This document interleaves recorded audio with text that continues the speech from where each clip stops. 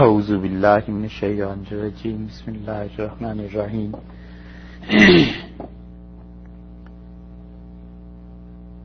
17ویں پارے میں سورہ حج کی 39 نمبر آیت کریمہ ہے، اور اللہ تعالی نے یہ بات ارشاد فرمائی ہے کہ اذن للذین یقاتلون، اجازت دی گئی ہے، اجازت دی جاتی ہے، حکم ہوا ان کو، للذین، ان لوگوں کے لیے، یقاتلون، جن سے لڑا جاتا ہے، جن سے لوگ لڑتے ہیں، بِأَنَّهُمْ ظُلِمُوا، اس وجہ سے کہ ان پہ ظلم کیا گیا، وَإِنَّ اللَّهَ عَلَى نَصْرِهِمْ لَقَدِيرٌ،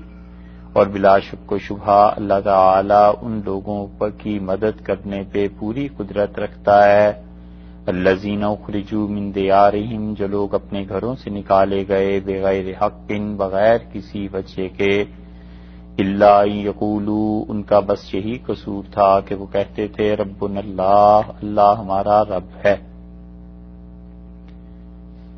مفسرین نے اس آیت کریمہ کی تفسیر میں لکھا ہے کہ سب سے پہلی آیت جو قرآن پاک میں جہاد کرنے کی اجازت کے لیے نازل ہوئی وہ یہ ہے، اور اس سے پہلے اللہ تعالی نے مسلمانوں کو مکہ مکرمہ میں رکھا تھا اور منع کیا تھا اس بات سے کہ ان میں کوئی آدمی بھی کافروں پر ہاتھ اٹھائے، اور مکہ مکرمہ سے جب مدینہ منورہ ہجرت ہوئی تو کچھ عرصے کے بعد بدر سے پہلے سب سے پہلی آیت جس میں جہاد کی اجازت دی گئی وہ یہ تھی،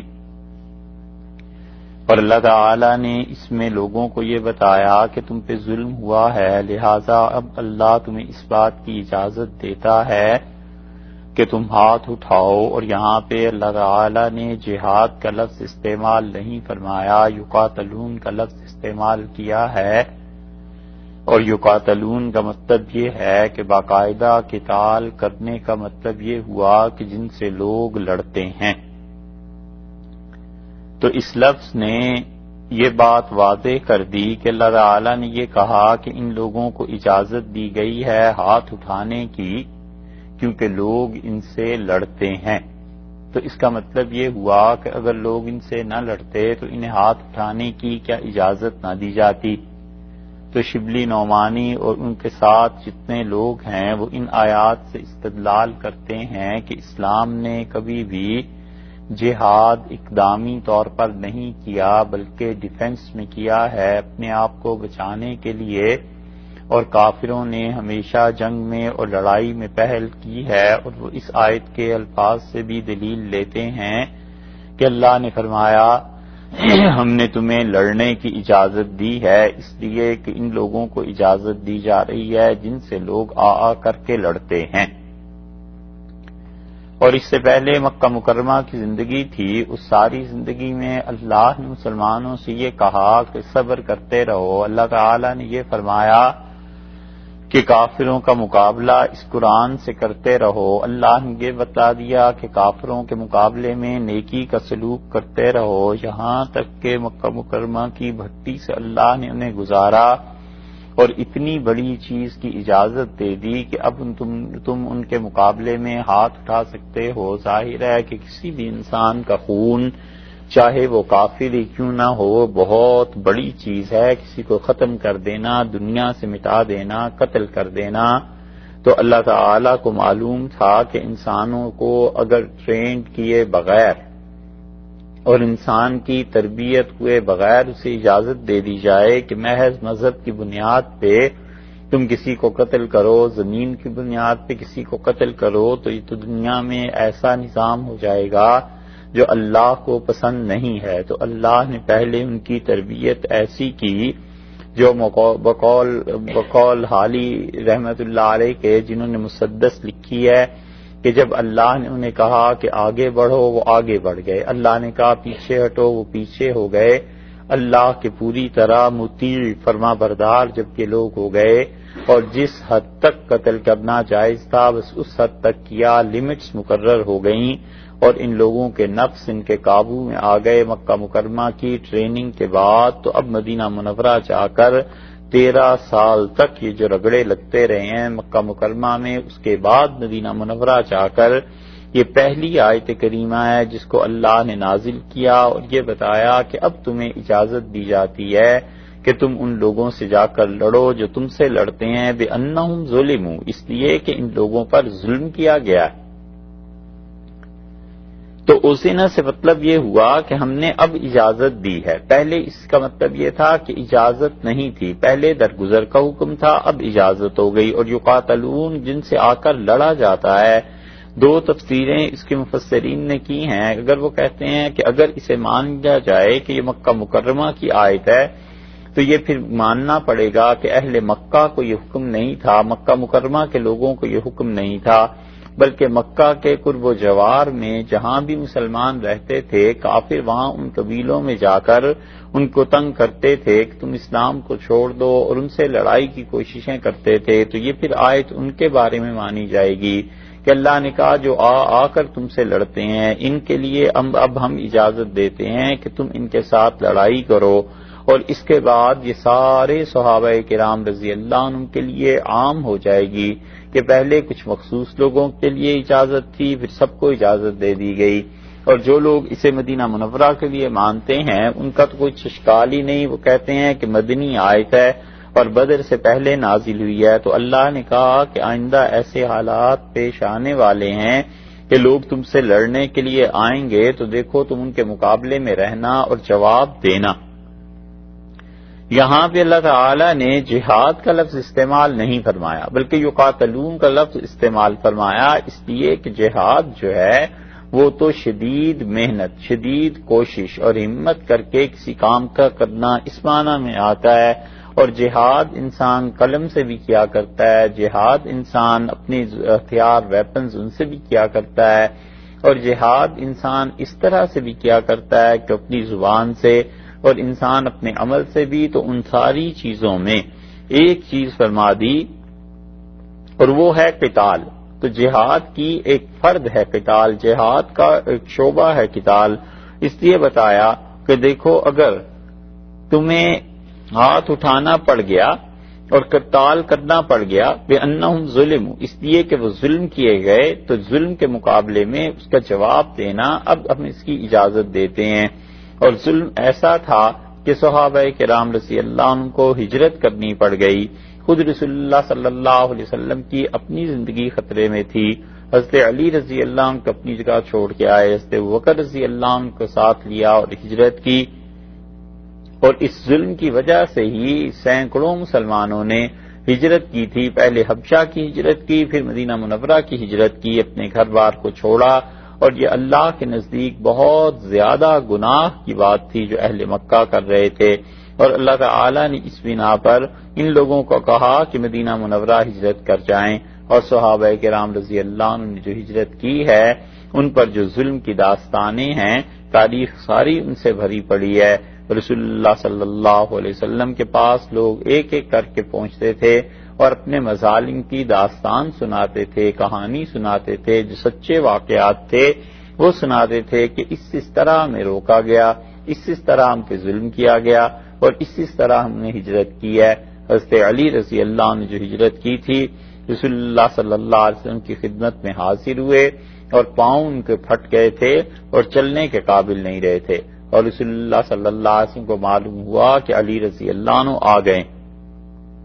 تو آپ نے پوچھا کہ وہ کہاں ٹھہرے ہوئے ہیں؟ لوگوں نے بتایا فلاں جگہ پہ، اور حضرت علی رضی اللہ عنہ پیدل چل نہیں سکتے، پاؤں پھٹ گئے ہیں، خون بہ رہا ہے، تو رسول اللہ صلی اللہ علیہ وسلم خود ان سے ملنے کے لیے چلے گئے اور جا کر ان کے پاؤں پہ اپنا لعاب مبارک لگایا، رسول اللہ صلی اللہ علیہ وسلم نے اپنا تھوک لگایا اور اس سے انہیں شفا ہوئی۔ اور حضرت عمر رضی اللہ عنہ کو چھوڑ کے اکثر باقی جو لوگ تھے انہوں نے بڑے چھپ چھپا کے ہجرت کی ہے، اور حضرت عمر رضی اللہ عنہ کو اللہ نے طاقت بھی دی تھی، قبیلہ بھی تھا اور ساری چیزیں تھیں، قریش میں ان کا دبدبہ اور رعب تھا،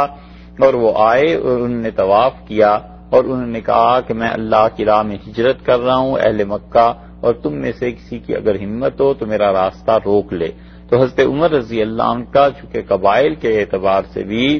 اور ویسے بھی اللہ نے انہیں روک دیا تھا، اس لیے قریش مکہ ان کا کچھ نہیں کر سکے، وگرنہ ابو جہل کے بھائی نے ہجرت کی، اور وہ جب ہجرت کر کے حضرت عیاش رضی اللہ عنہ پہنچے ہیں راستے میں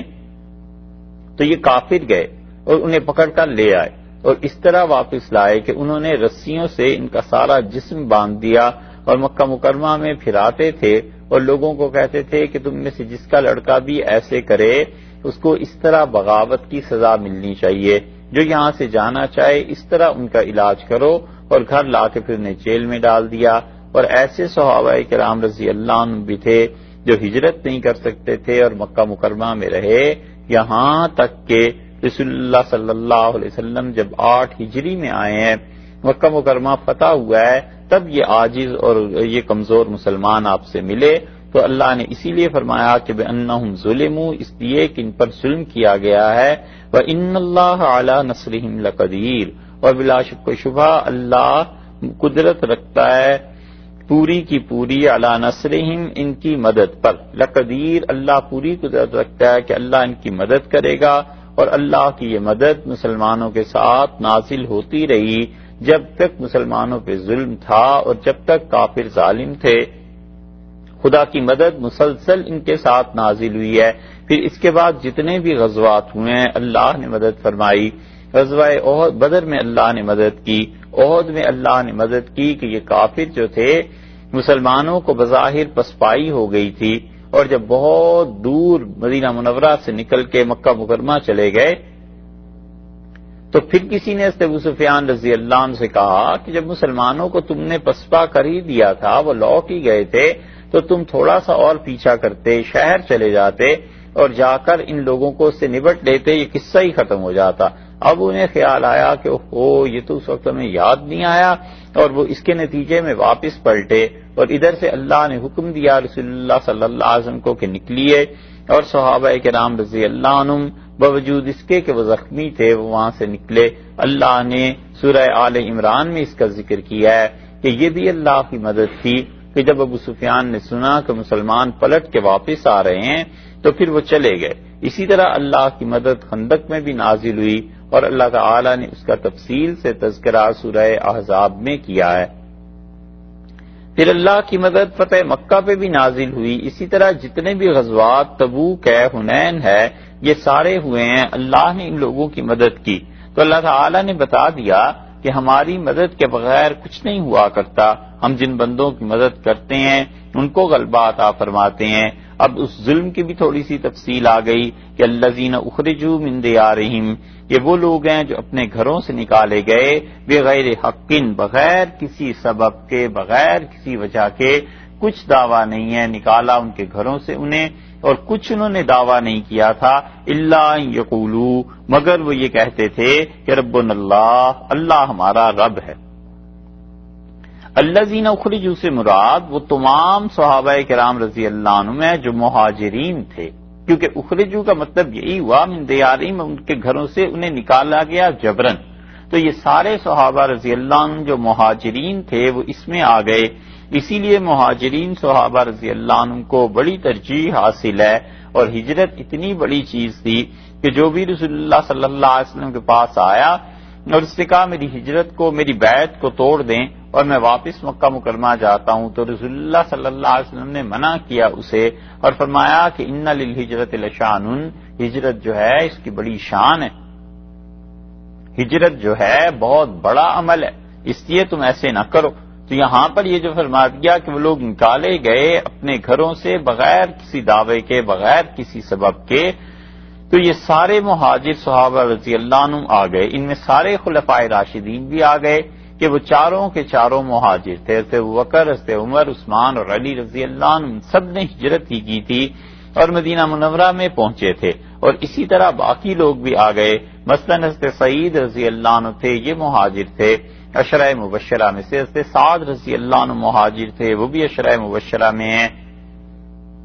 عبد الرحمن ابن عوف رضی اللہ عنہ یہ بھی عشرہ مبشرہ میں ہیں، یہ بھی مہاجر تھے، تو کتنے ہی صحابہ کرام رضی اللہ عنہ ہجرت کر کے آئے ہیں اور انہوں نے آ کے مدینہ منورہ کو اپنا گھر بنایا ہے، حتیٰ کہ رسول اللہ صلی اللہ علیہ وسلم جب واپس لوٹے ہیں مکہ مکرمہ تو کوئی گھر ان کے رہنے کے لیے نہیں تھا، اسی لیے آپ نے فرمایا تھا وہ تاریخ کا جملہ کہ حل ترک لنا عقیل، ہمارے لیے عقیل نے کوئی گھر باقی رہنے دیا ہے؟ تو اللہ نے بتایا کہ وہ لوگ اپنے گھروں سے نکالے گئے، اور اس سے یہ بھی معلوم ہوتا ہے کہ کسی انسان کو بھی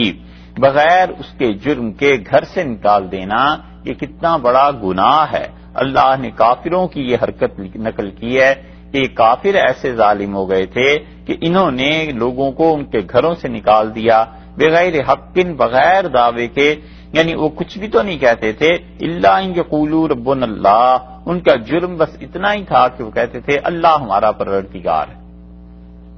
اللہ ہمارا رب ہے، اللہ ہمارا پالنے والا ہے، ہماری جتنی مشکلات ہیں زندگی کی اور جتنی ضروریات ہیں سب کو پورا کرنے والا اللہ ہے۔ بس یہ ان کا جرم تھا، اور اس جرم کی سزا انہیں یہ ملی کہ انہیں وہاں سے بھی نکال دیا گیا، اور اس جرم کی سزا ملی کہ جو ان کے ساتھ تعلق اور رشتہ داری تھی سب منقطع کر لی گئی، اور گویا ان لوگوں کو تنہا چھوڑ دیا گیا۔ اس لیے اللہ تعالی نے یہ جو کہا ہے نا کہ یقولوا ربنا اللہ، وہ کہتے تھے اللہ ہمارا رب ہے، تو اس کی زد جا کر پڑتی ہے اس چیز پہ بھی کہ مشرکین مکہ نے مختلف بت بنا رکھے تھے، اور ان بتوں کے متعلق ان کا عقیدہ یہ تھا کہ یہ سب ان کے پروردگار ہیں، کوئی کسی بت کے متعلق کہتا تھا، کوئی کسی بت کے متعلق کہتا تھا، اور اللہ نے ان سب کی نفی کر دی، اور اللہ نے بتایا کہ بات ایسی نہیں ہے، بلکہ اللہ تمہارا پروردگار ہے۔ کچھ لوگ ایسے کہنے والے ہیں یہ ان کا تم جرم گنتے ہو، اور باقی تم سب جو ہو اتنا ظلم کر رہے ہو کہ انہیں اس جرم کی بنا پر مکہ سے نکال رہے ہو، یہ کوئی ایسی بات نہیں ہے۔ انہوں نے اللہ کی توحید، اللہ کی وحدانیت، اللہ کی ربوبیت اس کو مانا۔ اس لیے ان الفاظ میں کہ اللہ تعالی نے فرمایا کہ ان لوگوں کا کیا جرم ہے سوائے اس کے کہ یہ کہتے ہیں اللہ ہمارا رب ہے، تو آپ دیکھیے کوئی بھی اخلاقی جرم نہیں ہے، یعنی ان لوگوں نے نہ چوری کی، نہ تم لوگوں کو لوٹا، نہ تمہارے ساتھ لڑے، نہ مارا، نہ کچھ اور کیا، ایک ہی چیز ہے اور وہ خدا کی توحید ہے۔ بس اس اللہ کی توحید اور اللہ کے دین کی وجہ سے انہیں مار پڑ رہی ہے، اللہ کے دین کی وجہ سے انہیں نکالا جا رہا ہے۔ تو یہ کوئی ایسی بات نہیں، اللہ نے اگلے جملے میں دونوں باتیں دونوں گروہوں کے لیے ارشاد فرما دی۔ کفار مکہ کو یہ بتا دیا کہ تم جو کچھ کر رہے ہو یہ مٹ جانے والی چیز ہے، اور یہ ہوتا چلا آیا ہے کہ ظالم ایسے ہی مٹا دیے جاتے ہیں، اور صحابہ رضی اللہ عنہ کو تسلی دے دی اور رسول اللہ صلی اللہ علیہ وسلم کو کہ تمہارے ساتھ یہ کچھ ہو رہا ہے یہ کوئی نئی بات نہیں، ہمیشہ انبیاء علیہ الصلوۃ والسلام کے ساتھ یہ پچھلے زمانوں میں بھی ہوتا رہا ہے۔ اور تیسری چیز یہ بتا دی کہ آخر اس ہاتھ اٹھانے میں، کافروں کو قتل کرنے میں، ان میں لڑنے میں حکمت کیا ہے، تو یہ تینوں چیزیں اس ایک اگلے جملے میں جمع فرما دی۔ اللہ نے کہا ولولا دفع اللہ، اور اگر اللہ تعالی نہ ہٹاتا رہتا الناس لوگوں کو، بعضهم ببعض، بعض لوگوں کے ذریعے بعض لوگوں کو خدا نہ ہٹاتا، لہدمت صوامع، تو پھر تم دیکھتے کہ کیا ہو جاتا اگر نہ ہٹائے جاتے لوگ ایک کچھ کو کچھ کے ذریعے سے۔ یعنی یہ ہوتا ہے کہ اللہ ایک جماعت کو غالب کرتا رہا ہے، دوسری جماعت کو مغلوب کرتا رہا ہے، یہ ہوتا ہے کہ اللہ تعالیٰ نے ایک جماعت کو قوت اور مدد اور طاقت دی ہے اور دوسری جماعت ان کے مقابلے میں مغلوب ہوئی ہے، لہدمت صوامع، تو پھر یہ ہو جاتا کہ ڈھا دیے جاتے تکیے۔ صوامع کا ترجمہ کیا ہے تکیے، صومع کی جمع، اور صومع کہتے ہیں ایسی جگہ کو جہاں پر راہب اللہ کی عبادت کرتے تھے، درویش اللہ کی عبادت کرتے تھے۔ ہمارے ہاں جسے خانقاہ کہتے ہیں، تکیہ کہتے ہیں ترکی میں، تو تکیہ، زاویہ، خانقاہ یہ سب ایک ہی معنی میں آتا ہے، کیونکہ زاویہ جو ہوتا ہے وہ بھی بالکل الگ ہوتا ہے نا اینگل، تو اس وجہ سے اسے زاویہ کہتے ہیں کہ وہ ایک طرف کو ہوتا ہے۔ کوئی بھی زاویہ لے لیں، وہ باقی پوری ڈی جو بناتے ہیں 360 کی جو بھی بناتے ہیں اس میں بالکل اس کی اپنی الگ ایک حیثیت ہوتی ہے۔ تو اس لیے اللہ نے فرمایا کہ اگر یہ جہاد نہ ہوتا لہدمت صوامع، تو تباہ ہو جاتے صومع، اور صومع وہ جگہ جہاں پر راہب عبادت کیا کرتا ہے۔ اور بعض حضرات کا خیال یہ ہے کہ اس سے مراد سائبین جو تھے ان کی عبادت گاہیں، اور صابی جو تھے اپنے زمانے میں دنیا میں بہت بڑا مذہب تھا کسی دور میں ان کا، اس لیے اللہ نے فرمایا کہ وہ تباہ ہو جاتے. وہ بیع، اور اس کے ساتھ ساتھ دوسری چیز تباہ ہو جاتی، بیع کنیسہ گرجے. تو دیکھو مدرسے تباہ ہو جاتے، لہدمت صوامع و بیع، اور تکیے تباہ ہو جاتے اور مدرسے تباہ ہو جاتے. بیع جو ہے مدرسے کو بھی کہتے ہیں جہاں دین کی تعلیم دی جاتی ہے، پڑھایا جاتا ہے، اور بیع جو ہے وہ اس جگہ کو بھی کہتے ہیں جو عیسائی اپنے عبادت کے لیے مقرر کرتے تھے، چرچ. ان دونوں کے لیے یہ لفظ استعمال ہوتا تھا. اور عیسائیت بہت بڑا مذہب رہی ہے دنیا کا. جب یہ لوگ ٹھیک تھے اور جب ان کی تکیوں میں اور ان کے چرچ میں گمراہیاں اور غلط چیزیں نہیں تھیں، ہزاروں اللہ کے بندے اللہ کی راہ ان سے پاتے تھے. اللہ نے اسے عیسیٰ علیہ السلام کے جو دین دے کے بھیجا تھا، آپ تصور کریں کہ وہ دنیا کے کتنے غالب اور بڑے حصے میں پھیلا ہوا تھا، اور اللہ نے اس کے ذریعے کتنے لوگوں کو ہدایت دی تھی. اللہ نے کہا اگر یہ نہ ہوتا تو یہ بھی تباہ ہو جاتے. وصلوات، اور پھر تباہ ہو جاتے عبادت خانے. تیسری چیز بتائی، یہ صلوات جمع صلات کی، اور یہ لفظ بنا ہے یہودیوں کے عبادت گاہوں کے لیے، سینیگاگ. اور مفسرین نے لکھا ہے کہ عبرانی میں یہ لفظ تھا سلوسا، صاد لام واو سا الف، سلوسا.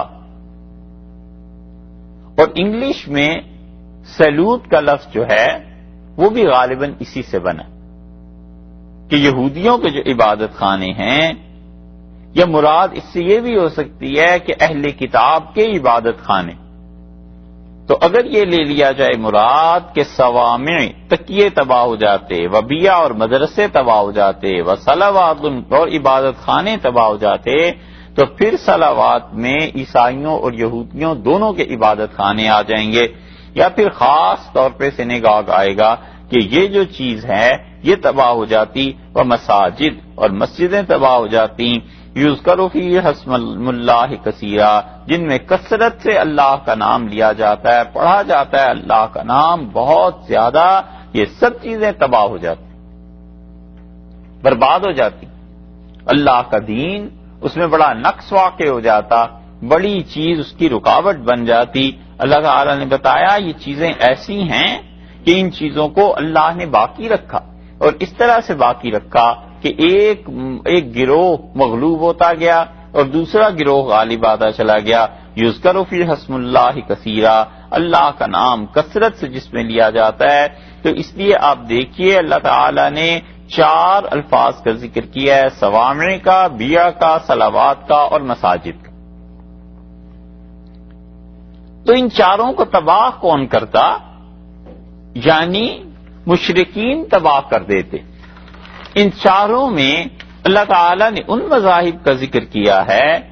جو چاروں مذاہب بنیادی طور پر وحی سے تعلق رکھتے تھے. تو اللہ تعالی نے اس کا ذکر کر دیا کہ دیکھ لو مسجدیں تباہ ہوتی، اس کا تعلق بھی وحی سے. یہودیوں کے عبادت خانے تباہ ہو جاتے، اس کا تعلق بھی وحی سے ہے. عیسائیوں کے گرجے تباہ ہو جاتے، اس کا تعلق بھی وحی سے ہے، وحی سے ہے. اور اسی طرح اگر ان کی خانقاہیں تباہ ہوتی تو وہ بھی تو اللہ کا نام لینے کے لیے، خدا کو یاد کرنے کے لیے جمع ہوتے تھے. یہ چاروں چیزیں تباہ ہو جاتی. اور سب سے پہلے اگر آپ یہودیت کو دیکھیں تو یہودیت کے عبادت خانے جو تباہ ہوئے تھے، کیونکہ سب سے قدیم مذہب پھر یہی ہوا، تو مشرکوں نے ان کے عبادت خانے تباہ کر دیے. یروشلم پہ جو تباہی آئی ہے، اور ایران کے جو حکمران تھے انہوں نے اس کی تباہی پھیر دی اور برباد کر دیا اسے. تو مشرکین کا اور یہودیوں کا مقابلہ ہوا تھا، اور یہودیوں نے ایک عرصے تک اللہ کے دین کے لیے ماریں کھائی ہیں بنی اسرائیل نے، تب جا کر کے انہیں حکمرانیاں اور عروج ملے. مگر جب انہیں عروج ملا تو پھر انہوں نے وہی کرتوت کرنے شروع کر دیے جو ان پہ ہوئے تھے. انہوں نے عیسائیوں پر ظلم کرنا شروع کیا، اور عیسائی جہاں ملتے تھے مارتے تھے، حتیٰ کہ آگ کی خندقیں کھودتے تھے اور خندقیں بنا کر اس میں لکڑیاں ڈلوا دیتے تھے، اور لکڑیاں جب بالکل اچھی طرح خشک ہو جاتی تھیں تو اس پہ تیل چھڑک کے آگ لگا دیتے تھے، وہ انگارے بن جاتے تھے۔ اب یہ پکڑ پکڑ کے یہودی عیسائیوں کو اس میں پھینکتے تھے، عورتوں کو پھینکتے تھے، ان کے چھوٹے بچوں کو ان کے سامنے چلا دیتے تھے۔ یہ تو اتنی سختی اور اتنے بڑے امتحان مسلمانوں پہ ابھی آئے نہیں۔ یہ یہودی کرتے تھے عیسائیوں کے ساتھ، اور جو کوئی ان میں مل جاتا تھا قتل کر دیتے تھے۔ اسی طرح وہ اللہ کے بندے جو سورہ کہف میں جن کا ذکر آیا ہے، بادشاہ نے کہا تم اپنے دین کو بدلو وگرنہ میں تمہیں یہ کر دوں گا، مار دوں گا، اور پھر اس کے بعد وہ ہجرت کر گئے۔ یہ عیسائیوں کی پوری تاریخ ہے کہ ان پہ کتنے ظلم ہوئے ہیں، اور اس کے بعد آگے مسلمان، تو مسلمانوں پر بھی ایسے ہی ظلم ہو رہے ہیں، اب تک ظلم ہوتے چلے جا رہے ہیں۔ تو اللہ نے کہا ہے کہ اگر ہم ایک گروہ کو دوسرے کے ذریعے غالب نہ کرتے، اہل مکہ سوچ لیں، یہ دنیا میں ہوتا چلا آیا ہے کہ مشرکین ظلم کیا کرتے ہیں اور پھر خدا اپنی وحی والے بندوں کو غالب کرتا ہے اور انہیں تباہ کر دیتا ہے۔ اور دوسری طرف صحابہ رضی اللہ عنہ کو بھی تسلی دی کہ اس دنیا میں ہوتا چلا آیا ہے، امتحان کی جگہ ہے، آج یہ لوگ غالب ہیں، کل یہ لوگ مغلوب ہو جائیں گے، آج یہ لوگ شرک کے بل بوتے پہ تمہیں نکال رہے ہیں مکہ مکرمہ سے، وقت آئے گا جب تم ان پر غالب ہو جاؤ گے۔ اللہ نے بتایا کہ جب یہ چیزیں ہوتی ہیں تو پھر اس طرح ہوتا ہے کہ اللہ کی مدد آ جاتی۔ اور دوسری چیز اللہ تعالی نے گویا اشارہ فرما دیا اس طرف کو کہ جو آدمی بھی کسی قوم کے عبادت خانے کو تباہ کرے گا اللہ اس سے انتقام لے گا، اس لیے کسی قوم کے عبادت خانے کو نہیں چھیڑنا چاہیے۔ اسی لیے رسول اللہ صلی اللہ علیہ وسلم نے منع فرما دیا تھا، جب جہاد کے لیے لوگ جاتے تھے تو آپ فرماتے تھے کہ ان لوگوں کو قتل نہ کرنا جو راہب ہیں، اور ان کو بھی نہ مارنا جو بچے ہیں، اور ان کو بھی قتل نہ کرنا جو اللہ کی عبادت میں شرک کرتے ہوئے بھی گویا کہ وہ کیا اللہ کی عبادت کرتے تھے، عیسائی اس زمانے میں وہ شرک کی تھا، لیکن فرمایا ایک طرف کو لگے ہوئے ہیں تم انہیں چھوڑ دینا۔ اور اسی لیے رسول اللہ صلی اللہ علیہ وسلم فرماتے تھے کہ ان کی عبادت گاہوں کو مسمار نہ کرنا، منع فرماتے تھے۔ حضرت بکر رضی اللہ عنہ جو لشکر بھیجے ہیں ان کو بھی یہ کہہ کے بھیجا تھا کہ دیکھو ان کی عبادت گاہوں کو نہ چھیڑنا۔ تو جو قوم بھی کسی کی عبادت گاہ کو چھیڑتی ہے پھر اس کے بعد اس کی خیر نہیں رہتی۔ اسی لیے بیت اللہ کو جب چھیڑا ہے یزید نے تو پھر اس کی خیر نہیں رہی۔ حضرت حسین رضی اللہ عنہ کا واقعہ ہوا، اور حضرت حسین رضی اللہ عنہ کے بعد اہل مدینہ اٹھے، اور اہل مدینہ نے کہا اتنی بڑی چیز ہو گئی ہے اور یزید کے خلاف کوئی بولنے والا نہیں، تو پہلی بغاوت اس کے بعد اہل مدینہ نے کی، اور اہل مدینہ کے لیے جب لشکر آئے ہیں وہاں پر پھر قتل عام ہوا اور بہت سے لوگوں کو انہوں نے شہید کر دیا، اور وہاں سے فارغ ہوئے تو مکہ مکرمہ کے لوگوں نے بغاوت کی، پھر لشکر یہاں آیا ہے اور بیت اللہ پر جو انہوں نے سنگ باری کی ہے اور بیت اللہ میں جو آگ لگائی ہے، اس کے بعد یزید کی عمر سے اللہ نے برکت اٹھا لی اور عمر کے۔ اس لیے کسی بھی جگہ کی عبادت گاہ کو نہیں چھیڑنا چاہیے۔ پھر ہمارے سامنے کا واقعہ ہے، اندرا کا دور حکومت تھا، اور پتہ نہیں اصل تو آپ لوگ جانتے ہوں گے کہ وہاں کیا ہو رہا تھا، لیکن جہاں تک ہم نے سنا وہ ٹھیک چل رہے تھے معاملے سارے، اور جب اس نے گولڈن ٹیمپل کو چھیڑا ہے تو اس کے بعد تباہی ہو گئی۔ وہ عبادت گاہ تھی اور عبادت کرنے والے لوگ تھے، کسی بھی مذہب اور مسلک کے تھے، سکھ، لیکن یہ کہ خدا کا نام لیتے تھے۔ عبادت گاہ کسی قوم کی چھیڑنا یہ خدا کے عذاب کو دعوت دینا ہے۔ اس لیے اللہ نے فرمایا ہے کہ اگر ہم جہاد نہ رکھتے،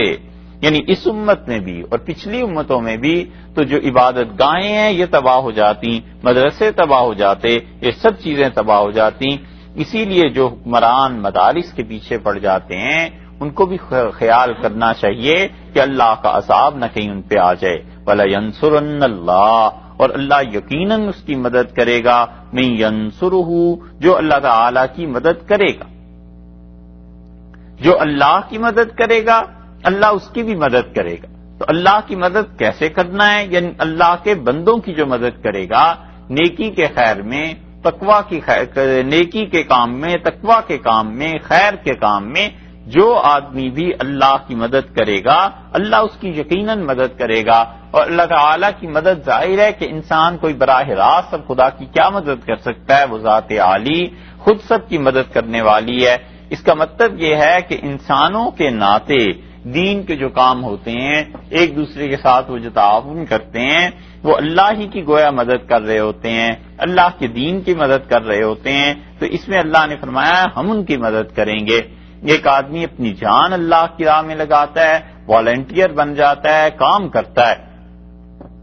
مسجد کا کام کرتا ہے، خدا کے دین کا کام کرتا ہے، مسلمانوں کا کام کرتا ہے، اللہ نے کہا ہے میں یقیناً اس کی مدد کروں گا۔ اس آدمی کی اگر نیت واقعی خالص ہے اور سچا آدمی ہے، اللہ کی طرف سے اسے مدد یقیناً دی جائے گی۔ اسی طرح کوئی انسان ہے ایسا کہ وہ اللہ کی مدد اپنے مال کے ذریعے کرتا ہے، ویسا اللہ کی راہ میں خرچ کرتا ہے، چاہتا ہے کہ اس پیسے کے ذریعے سے اللہ کا دین غالب رہے، اللہ کے دین کا بول بالا ہو، مسلمان اس سے بڑھیں، اللہ یقیناً اس کی مدد کرے گا۔ اللہ نے بتا دیا ہے کہ ہم اس کی مدد کریں گے جو ہماری مدد کرے گا۔ ایک آدمی اللہ کے راہ میں لڑتا ہے جا کر کافروں کے خلاف، اور وہ اپنے آپ کو اللہ کی اطاعت میں لگانا چاہتا ہے، اللہ یقیناً اس کی مدد کرے گا۔ ان اللہ لقوی عزیز، اور بلا شک و شبہ اللہ قوی ہے، اللہ تعالیٰ خود طاقت والا ہے، کوئی اس کے مقابلے میں اپنی قوت ٹھہرا نہیں سکتا۔ اللہ کی قوت سے جو بھی ٹکرائے گی قوت آ کر وہ پاش پاش ہو جائے گی۔ عزیز، اور اللہ خود غالب ہے۔ نتیجہ یہ کہ زور والا ہے، جس کو چاہے وہ زور دے، جس کی چاہے مدد کرے، تو جو اس کی دین کی مدد کرے گا خدا اس کی بھی مدد کرے گا، جو اللہ کے غلبے کے لیے کوشش کرے گا اللہ تعالیٰ اس کو بھی غالب کر دے گا۔ اس آیت میں بڑی تسلی ہے ان لوگوں کے لیے جو اللہ کے دین کا کام کرتے ہیں۔ کیسے نامساعد حالات ہوتے ہیں، کیسے کٹھن حالات ہوتے ہیں، کیسے انسان کو تکالیف پریشانیوں کا سامنا کرنا پڑتا ہے، مگر اس کے باوجود وہ اللہ کے دین کے کام میں لگا رہتا ہے۔ نتیجہ یہ کہ اللہ اس کے دین کو اچھا کر دیتا ہے، اور دنیا اور آخرت دونوں کو اچھا کر دیتا ہے، اسے اللہ دین پر جما دیتا ہے، اور آہستہ آہستہ اس کی مشکلات ختم بھی ہونا شروع ہو جاتی ہیں، یہاں تک کہ اس کی عمر کا جب آخری حصہ آتا ہے تو ان مشکلات اور مصائب سے پاک ہوا کرتا ہے، راحت آرام اللہ دے دیتے ہیں۔ اس لیے اللہ نے فرمایا ہے کہ اللہ قوی بھی ہے اور غالب بھی ہے۔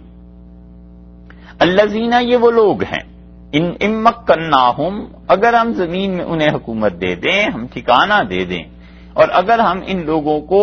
جما دیں ملک میں، فی الارض، ملک میں، زمین میں، اقاموا الصلاۃ، یہ سب سے پہلا کام یہ کریں گے کہ نماز کو قائم کریں گے، وآتوا الزکاۃ، اور دوسرا کام یہ کریں گے کہ یہ لوگ زکوٰۃ دیں گے، نماز کو قائم کریں گے اور زکوٰۃ دیں گے، وامروا بالمعروف، اور نیکی کے کاموں کا حکم کریں گے، ونہوا عن المنکر، اور برائی کے کاموں سے روکیں گے۔ یہ 4 کام ہیں ہمارے بندے جو اس دنیا میں کریں گے اگر ہم انہیں زمین پر حکومت دے دیں،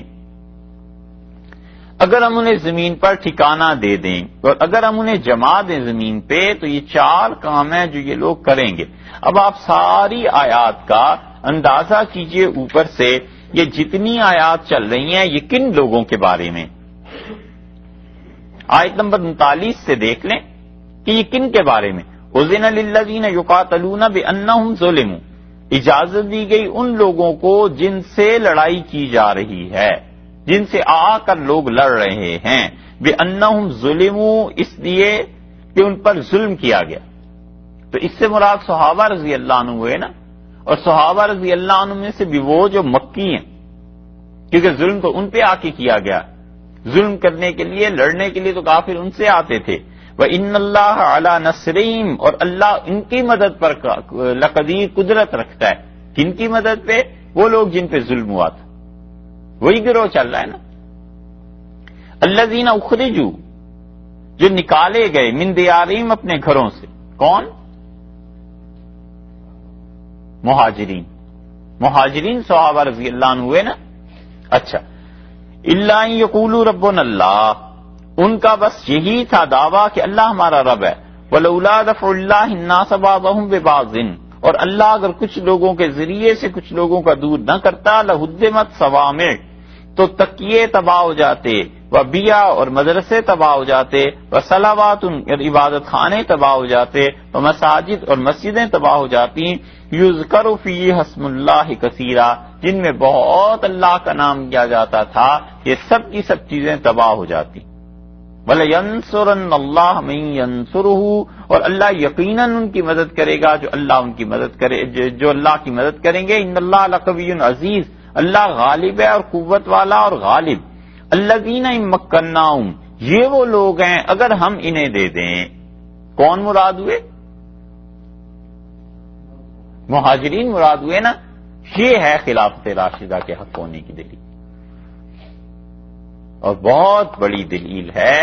کہ خلافت راشدہ برحق تھی، کیونکہ یہ سارے مہاجر ہیں اور اللہ تعالی نے ان سب لوگوں کو یہاں پر تمکنت دی. اللہ نے ان سب لوگوں کو حکومت دی. یہ جتنے لوگ بھی خلافت راشدہ کا کہتے ہیں نا کہ قرآن سے ثابت نہیں، حدیث سے ثابت نہیں ہے، بلکہ یہ خلافت راشدہ تو ایسے ہی تھی، مسلمانوں نے بنا لی تھی، یہ چیزیں ہو گئی تھیں. ان کے لیے یہ آیت کریمہ اس پر غور کرنا چاہیے کہ اللہ نے کہا الذین ان مکناہم، اگر ہم ان لوگوں کو زمین میں حکومت دے دیں. تو رسول اللہ صلی اللہ علیہ وسلم کے بعد حکومت ملی کسے؟ سارے مہاجرین کو ملی ہے. حضرت بکر رضی اللہ عنہ مہاجر تھے، حضرت عمر رضی اللہ عنہ مہاجر تھے، حضرت عثمان اور حضرت علی رضی اللہ عنہ مہاجر تھے، اور ان چاروں مہاجرین ہی کو حکومت ملی. اسی لیے انصار نے جب بات اٹھائی تھی نا کہ منا امیر و منکم امیر، دو اس مملکت میں حکمران ہو جائیں، ایک انصار کا نمائندہ اور ایک آپ مہاجرین کا نمائندہ. تو حضرت بکر رضی اللہ عنہ نے یہی کہا تھا کہ اللہ نے اس چیز کو مہاجرین کے لیے رکھا ہے. اور رسول اللہ صلی اللہ علیہ وسلم نے بہت بڑی بات پر بند باندھ دیا تھا وفات سے پہلے، اور آپ نے انصار سے خطاب کیا اور آپ نے فرمایا انصار میرے بعد تم دیکھو گے کہ عہدے حکومت کے ان کو مل رہے ہیں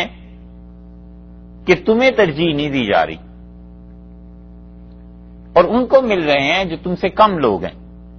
تو پھر تم کیا کرو گے؟ انہوں نے کہا اللہ کے رسول آپ بتائیں. تو رسول اللہ صلی اللہ علیہ وسلم نے فرمایا صبر کرنا حتیٰ کہ حوض کوثر پر آ کر تم مجھ سے مل جاؤ. یہ جو ایک جملہ رسول اللہ صلی اللہ علیہ وسلم نے فرما دیا تھا، کسی بھی موقع پر انصار کی مہاجرین سے کوئی اختلاف ٹکر ہو سکتی تھی، اس کی جڑ کاٹ. اور یہ مہاجرین صحابہ رضی اللہ عنہم عہدے لے لے کے انصار کے پاس جاتے رہے اور کہا یہ عہدہ لے لو، یہ عہدہ لے لو. انہوں نے کہا نہ، رسول اللہ صلی اللہ علیہ وسلم نے فرمایا تھا کہ حوض کوثر پر ملیں گے، اور وہ حوض کوثر جو ہے ہمیں زیادہ عزیز ہے، وہ ملاقات بنسبت اس عہدے کی. یہ بہت بڑی دلیل ہے خلافت راشدہ کے لیے کہ اللہ نے فرمایا اگر ہم انہیں زمین پر حکومت دے دیں اقام الصلاۃ، تو یہ نماز کا نظام قائم کریں گے. اور نماز کا نظام ان سارے حضرات نے قائم کیا. مسلمان یہ جانتے ہی نہیں تھے کہ کوئی آدمی نماز چھوڑ دے، یہ انہیں کہاں پتا تھا. اسی لیے مسجدیں بنائی گئیں، اور حضرت عمر رضی اللہ عنہ نے خاص طور پر لوگوں کو حکم دیا اور اپنے اپنے جگہ پر مسجدیں بنانے کا. اور آپ نے فرمایا ہر آدمی اپنے قبیلے میں مسجد بنائے. اور پھر اس کے بعد حضرت عمر رضی اللہ عنہ کا شہر میں ایک بڑی مسجد بنائی جائے، جامع مسجد، یہاں لوگ اکٹھے ہوا کریں اور آ کر نماز پڑھا کریں. اور حضرت عمر رضی اللہ عنہ مدینہ منورہ میں ایک جگہ دیکھا مسجد بنتے ہوئے، تو فرمایا کیا بات ہے، کیوں مسجد بنا رہے؟ یہ سامنے جو مسجد ہے ایک، تو فرمایا جگہ تنگ ہو گئی ہے، سارے مسلمان اس مسجد میں نہیں آ سکتے، ان کا نہیں آ سکتے. تو فرمایا پھر کیوں بنا رہے ہو؟ تو انہوں نے کہا اللہ کی عبادت کے لیے، اچھائی کے کام کے لیے. تو حضرت عمر رضی اللہ عنہ نے اینٹ اٹھا لی وہاں سے اور دے ماری اس اور فرمایا ختم کرو اس کو. کیا تم چاہتے ہو کہ مسلمانوں کی قوت ٹوٹ جائے، مسلمانوں کے اجتماع کم ہونا شروع ہو جائیں؟ اس لیے وہ یہ سمجھتے تھے کہ جب جگہ جگہ پر مسجدیں اگر بننے لگیں گی تو پھر مسلمانوں کے اجتماع نہیں ہو سکیں گے. اس لیے حضرت عمر رضی اللہ عنہ کا لوکل اپنی مسجدیں بناؤ نمازوں کے لیے، البتہ جمعہ جو ہے وہ بڑی مسجد میں ہوا کرے گا تاکہ مسلمانوں کا گروہ، اس کے عزت، عظمت اور طاقت، شان، قوت، یہ چیزیں ظاہر ہوں. اور اسی لیے صحابہ کرام رضی اللہ عنہم بھی اور رسول اللہ صلی اللہ علیہ وسلم بھی عید کی نماز کھلے میدان میں پڑھتے تھے، مسجدوں میں عید لوگ نہیں پڑھا کرتے تھے. ہے اگرچہ جائز مسجد میں عید کا پڑھنا، اور رسول اللہ صلی اللہ علیہ وسلم نے بارش کے موقع پر عید پڑھی ہے مسجد میں. لیکن یہ جو اب سے حرکتیں شروع ہو گئی ہیں نا کہ 50-100 آدمی ایک مسجد میں آتے ہیں، بس وہاں بھی عید پڑھ لو، اس محلے کی عید ہو رہی ہے، اس محلے کی عید ہو رہی ہے، اس نے بہت بڑا نقصان مسلمانوں کا یہ کر دیا کہ وہ جو اجتماعی قوت تھی، شان اور شوکت تھی، وہ ختم ہو کر رہ گئی، وہ ٹوٹ کے رہ گئی۔ اس لیے اللہ تعالیٰ نے یہاں پر جس چیز کو خلافت راشدہ کو جو فرمایا ہے، یہ آیت ان کے لیے بہت بڑی دلیل ہے۔ اللہ نے کہا وآتوا الزکاۃ، اور دوسری بات یہ ہے کہ یہ لوگ زکوٰۃ دیں گے، وہ امر زکوٰۃ دیں گے، یعنی زکوٰۃ کے وصول بھی کریں گے، خود بھی دیں گے۔ اور یہ حضرت ابوبکر رضی اللہ عنہ نے اپنے زمانے میں نظام قائم کر دیا، اور حضرت ابوبکر رضی اللہ عنہ کے زمانے میں لوگوں نے زکوٰۃ سے انکار کیا، اور لوگ ایسے انکاری ہو گئے تھے کہ حضرت ابوبکر رضی اللہ عنہ کو جہاد کرنا پڑا، یہاں تک کہ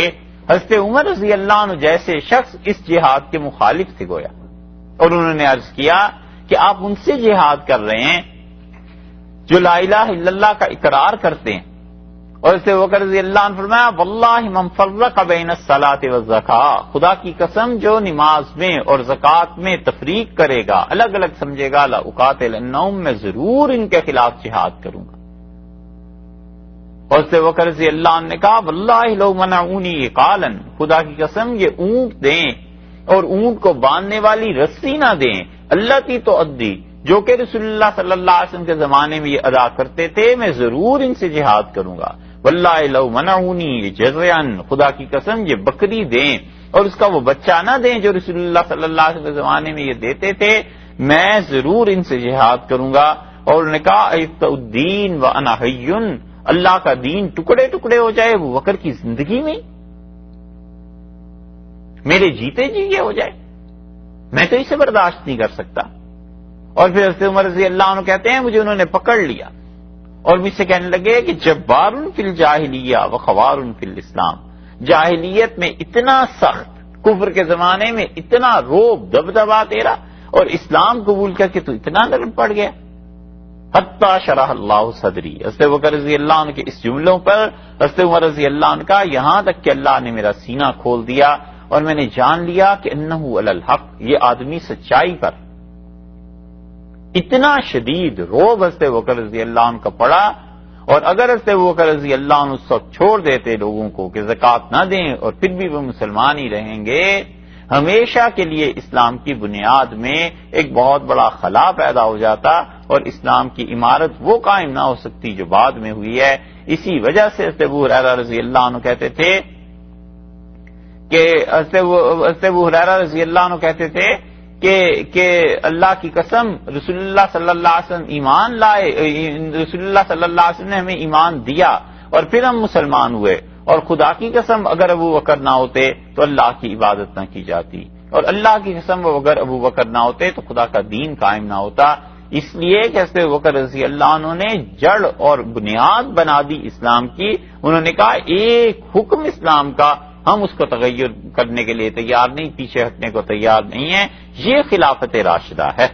وَأَمَرُوا بِالْمَعْرُوفِ، اللہ نے کہا اگر ہم انہیں زمین میں حکومت دے دیں تو وہ نیکی کے کاموں کا حکم کریں گے، وَنَهَوْا عَنِ الْمُنْكَرِ، اور وہ برائی کے کاموں سے روکیں گے۔ یہ احتساب کا محکمہ تھا جو اسلام کی بہت بڑی چیز تھی، سرمایہ کی۔ حضرت عمر رضی اللہ عنہ نے اپنے زمانے میں محتسب مقرر کر دیے تھے، حتیٰ کہ خواتین تک کو مقرر کر دیا تھا۔ حضرت شفا رضی اللہ عنہ جو ہیں خاتون تھیں، بوڑھی ہو گئی تھی، اور حضرت عمر رضی اللہ عنہ نے انہیں مدینہ منورہ میں بازار میں مقرر کر دیا اور انہیں کہا کہ بازار کی نگرانی کرتی رہو اور دیکھنا کہیں ایسے نہ ہو جائے کہ مسلمانوں کے بازار میں سود پہ کاروبار ہونا شروع ہو جائے۔ تو حضرت شفا رضی اللہ عنہ بازار میں گھومتی رہتی تھیں، دیکھتی رہتی تھیں لوگ کیسے سودے کر رہے ہیں، سنتی رہتی تھیں تاکہ کہیں پر سود کا معاملہ نہ ہو جائے۔ یہ حضرت عمر رضی اللہ عنہ نے احتساب کا معاملہ، احتساب کو قائم کیا، اور اس احتساب کی بنیاد رسول اللہ صلی اللہ علیہ وسلم خود اپنے دور میں ہی رکھ گئے تھے۔ وفات سے پہلے جو کہا تھا نا کہ میں بھی اللہ کا ایک بندہ ہوں اور اللہ کا پیغام دینے کے لیے، یعنی وفات کا، کبھی بھی فرشتہ میرے پاس آ سکتا ہے اور تم میں سے کسی آدمی پر مجھ سے ظلم اور زیادتی ہو گئی ہو، وہ آئے اور اٹھے اور میرا بدلہ لے لے۔ یہ ساری روایات جو آئی ہیں حدیث کی، یہ رسول اللہ صلی اللہ علیہ وسلم نے احتساب اپنی ذات پاک سے بھی شروع فرما دیا تھا اور اس محکمے کی گویا بنیاد رکھے تھے. اسی لیے حضرت عمر رضی اللہ عنہ نے ایک موقع پر جب عمر بن العاص رضی اللہ عنہ کے متعلق کہا کہ اس کو مارو، اور باقی صحابہ رضی اللہ عنہ نے ان کی جان بچائی، تو انہوں نے عرض کیا کہ امیر المومنین اگر اس طرح آپ لوگوں کو، عام پبلک کو اجازت دے دیں کہ وہ اپنے گورنر اور امیر پر بھی درے چلائے اور مار سکے تو ہمارا روب اور دبدبہ قائم نہیں رہے گا، لوگوں پہ حکومت چلے گی کیسے؟ تو حضرت عمر رضی اللہ عنہ نے کہا تم مجھے بتاتے ہو اور مجھے سمجھاتے ہو، تمہیں نہیں پتا رسول اللہ صلی اللہ علیہ وسلم نے اپنی ذات کو پیش کر دیا تھا کہ مجھ سے حساب لے لیا جائے، تو ان سے بڑا کون ہو سکتا ہے جو اپنے آپ کو حساب سے بلند و بالا سمجھے؟ اللہ نے یہ کہہ دیا ہے یہاں پر نماز کا، زکوٰۃ کا، اور اس کے ساتھ ساتھ امر بالمعروف کا اور نہی عن المنکر کا، اور فرمایا وَلِلَّهِ عَاقِبَةُ الْأُمُورِ، اور جتنے کام بھی ہیں سب میں اللہ کا اختیار ہے. یعنی یہ لوگ امت میں دین کو قائم کریں گے اور ایک مدت ہے بس اس کے بعد مقرر، اور وہ جو آخری چیز ہے اللہ ہی جانتا ہے، اللہ کے علم میں ہے کہ وہ کام کا انجام کیا ہے، یعنی اچھا انجام ہے ان کی خلافت کا. اس لیے ارشاد فرما دیا کہ یہ وہ لوگ ہیں جنہوں نے اللہ کی راہ میں ہجرت کی ہے، جو مہاجرین تھے. تو یہ مہاجرین صحابہ رضی اللہ عنہ خلافت راشدہ کے حق میں بہت بڑی دلیل ہے اہل تشریع کے خلاف اور ان لوگوں کے خلاف جو خلافت راشدہ کو حق نہیں مانتے. ہم پورے اسلام کو یہ سمجھتے ہیں کہ نبوت اور اس میں خلافت راشدہ کو جمع کیا جائے پھر جا کر اسلام بنتا ہے. تنہا نبوت نبی کریم صلی اللہ علیہ وسلم کی کافی نہیں ہے، کیونکہ رسول اللہ صلی اللہ علیہ وسلم کی نبوت کو عملاً بہت سی چیزیں اس دنیا میں جمانے کا موقع نہیں ملا، حکمرانی کرنے کا موقع نہیں ملا. وہ چیزیں، وہ اسلام کے احکامات جس کے لیے حکومت درکار تھی، حضور اقدس صلی اللہ علیہ وسلم کی حیات طیبہ ختم ہو گئی، موقع نہیں ملا، وہ ساری چیزیں خلافت راشدہ کے دور میں ہوئی ہیں. تو اس لیے جو آدمی خلافت راشدہ کا انکار کرتا ہے یا ان خلفاء میں کوئی عیب نکالتا ہے تو کم سے کم وہ اہل سنت میں سے نہیں رہتا، کیونکہ نبوت حضور اقدس صلی اللہ علیہ وسلم کی ہے. یہ بہت بڑی بات اور بڑا جملہ ہے، لیکن رسول اللہ صلی اللہ علیہ وسلم کی نبوت وہ عملی تکمیل اگر اس کی دیکھنی ہے تو وہ خلافت راشدہ ہے. سورہ نور میں اس کی مزید تفصیل آتی ہے. شاہ ولی اللہ محدث دہلوی رحمۃ اللہ علیہ نے ازالۃ الخفا میں انہی چیزوں سے استدلال کیا ہے اور وہ کہتے ہیں کہ یہ خلافت راشدہ کے برحق ہونے کی دلیل ہے. اللہ نے ان کی تعریف میں کہا ہے. اسی لیے آپ پیچھے سے دیکھ لیں اس کو، اگر 39 نمبر آیت سے تو انہی کا تذکرہ چل رہا ہے کہ اللہ نے انہیں اجازت دی ہے کیونکہ ان سے آ کے لڑا جاتا ہے، ان پر ظلم ہوا ہے، اللہ ان کی مدد پر قدرت رکھتا ہے. کون ہیں یہ لوگ؟ اخرجوا من دیارہم، جو اپنے گھروں سے نکالے گئے. تو جب گھروں سے مکہ مکرمہ سے نکالے گئے ہیں تو یہ مہاجرین ہی ہے نا، انصار کو تو کسی نے گھروں سے نہیں نکالا. انصار تو مدینہ منورہ میں تھے، انہوں نے تو پناہ دی ہے ان لوگوں کو. یہی لوگ اللہ نے کہا اگر ہم انہیں حکومت دے دیں، اور اللہ نے پھر آخر انہیں حکومت دے ہی دی. اس لیے چاروں خلفاء مہاجر ہوئے، چاروں نے ہجرت کی ہے. اور پانچویں یعنی حضرت حسن رضی اللہ عنہ وہ حضرت علی رضی اللہ عنہ کی تباہ میں ہی تھے، اور حضرت معاویہ رضی اللہ عنہ مہاجرین میں سے نہیں ہیں. اس لیے خلافت راشدہ سیدنا حسن رضی اللہ عنہ پہ مکمل ہو گئی. اللہ تعالی نے فرمایا کہ یہ پچھلوں سے چلی آئی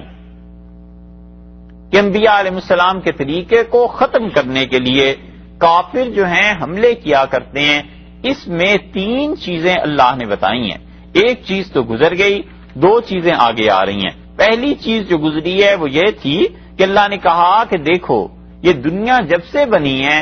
اللہ کے گھروں کو تباہ کرنے کے لیے مشرک کام کرتے رہے، اور مشرکوں کو ہٹانے کے لیے ہم ایک گروہ کو غالب کرتے رہے. اپنے زمانے میں یہودی تھے، پھر اس کے بعد عیسائی آئے، اور پھر اس کے بعد تم آئے ہو. تو تینوں ایسے ہو جن کا بنیاد تعلق وحی سے ہے، جن کے مذہب کی بنیاد وحی ہے، اور تم تینوں کے مقابلے میں ایک گروہ ہے مشرکین کا جن کے پاس کوئی وحی نہیں ہے، کوئی چیز نہیں ہے. اور یہ سب کے سب مشرک چاہیں گے کہ خدا کی توحید جہاں جہاں دنیا میں قائم ہے اسے ختم کریں. اس لیے فرما دیا ہے کہ یہ دنیا میں ہوتا چلا آیا ہے، ایسے بھی ہوتا ہے اور ایسے بھی ہوتا ہے. ہم غالب بھی کر دیتے ہیں اور وقتی طور پر لوگ مغلوب بھی ہوا کرتے ہیں. 3 چیزیں اللہ نے بتائی ہیں جو دنیا کی رسوم میں جاری ہیں ہمیشہ سے. اس میں سے پہلی چیز یہ ہے اور جب تک یہاں سے بات سمجھ میں نہ آئے تیسری چیز سمجھنا بہت دشوار ہے. یہاں دیکھیں سب سے پہلی بات بتا دی کہ وَلَوْلَا دَفْعُ اللَّهِ النَّاسَ بَعْضَهُم بِبَعْضٍ، اور اگر اللہ تعالیٰ ایک گروہ کے ذریعے سے دوسرے گروہ کو غالب نہ کرتا، ایک کو شکست نہ ہوتی دوسرے کو فتح نہ ہوتی، ایک پھرتا نہیں اور دوسرا غالب نہ آتا، ایک مارتا نہیں اور دوسرا مرتا نہیں، اگر یہ کائنات میں نظام نہ ہوتا کہ ہم جہاد کے بعد لوگوں کو غالب کر دیں، ہم جہاد کے بعد لوگوں کو مکمل قبضہ دے دیں، لَهُدِّمَتْ صَوَامِعُ، تو یہ مشرکین تو برباد کر چکے ہوتے اب تک ساری خانقاہیں اور سارے تکیے. وَبِيَعَ، اور یہ مشرکین مدرسے برباد کر چکے ہوتے جن میں مدرسوں میں الہیات کی تعلیم دی جاتی تھی، اللہ کی توحید کی، اللہ تعالیٰ کے ساتھ تعلق کی. اگر ان مشرکوں کو خدا تباہ نہ کرتا، وَصَلَوَاتٌ، عبادت خانے تباہ ہو جاتے، صابیوں کے، یہودیوں کے، عیسائیوں کے، مسلمانوں کے سب عبادت خانے تباہ ہو جاتے. وَمَسَاجِد، اور پھر خاص طور پہ مسلمانوں کا آگے ذکر کر دیا پھر کہ ان کی مسجدیں بھی تباہ ہو جاتی. مشرکین تو زمانے میں کوئی چیز نہ چھوڑتے. یہ پہلی بات اللہ نے بتا دی کہ دیکھو یہ کوئی نئی چیز نہیں ہے جو مکہ والے تمہارے ساتھ آج کر رہے ہیں نا، تم سے پہلے بھی ہوتے آیا ہے. پہلے بھی انبیاء علیہ السلام کو ایسے تنگ کرتے تھے، ستاتے تھے، ان کی عبادت گاہوں کو تباہ کرتے تھے. آج یہ چاہتے ہیں کہ مکہ میں تم نہ آؤ اور تمہیں نکال دیا ہے، خدا کے گھر میں آنے کی اجازت نہیں دیتے، عمرے سے روکتے ہیں. کوئی پرواہ نہ کرو، ایک دن آئے گا جب ہم تمہیں حکومت دے دیں گے، اور جب ہم حکومت دے دیتے ہیں تو اقاموا الصلاۃ وآتوا الزکاۃ وامروا بالمعروف ونہوا عن المنکر، اور یہ لوگ روکتے ہیں برائیوں سے، نیکی کا حکم دیتے ہیں، زکوٰۃ کا نظام ہوتا ہے، نماز پڑھتے ہیں. وللہ عاقبۃ الامور، اور انجام اچھے کاموں کا اللہ ہی کے قبضے میں.